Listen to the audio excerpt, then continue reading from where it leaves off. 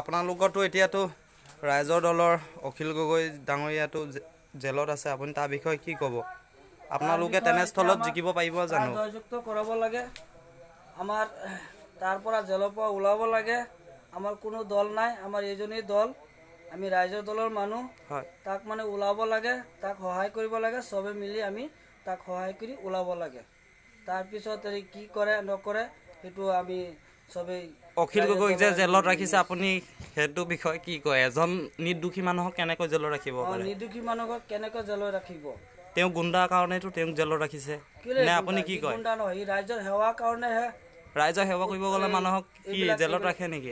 যাহা তাক কিবা বাহানা দি কিনি তাক জেলত সোমাইছে, এইটো কোনো কথা হ'ল নাই নেকি? নাই, গুণ্ডা সি গুণ্ডা নহয়, ৰাইজৰ সেৱাহে কৰি আছে। আপোনালোকে কিমান জিকিম ৰাইজৰ কাৰণে সি খাটি আছে, এইটো আমিহে জানো।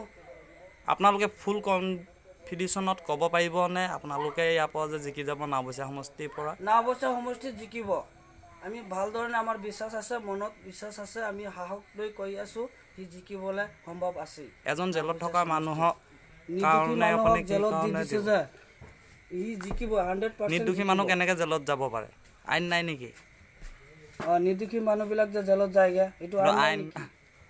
আইন ক'ত গ'ল? অখিল গগৈৰ কাৰণ আপোনাৰ মানে তেওঁ দোষী হয়, সেইটো কাৰণে তেওঁক জেলত ৰাখিছে। তেওঁ গুণ্ডা হয়, তেওঁ বহুত সি ৰাইজৰ সেৱা কৰি আছে, নিৰ্দোষী মানুহক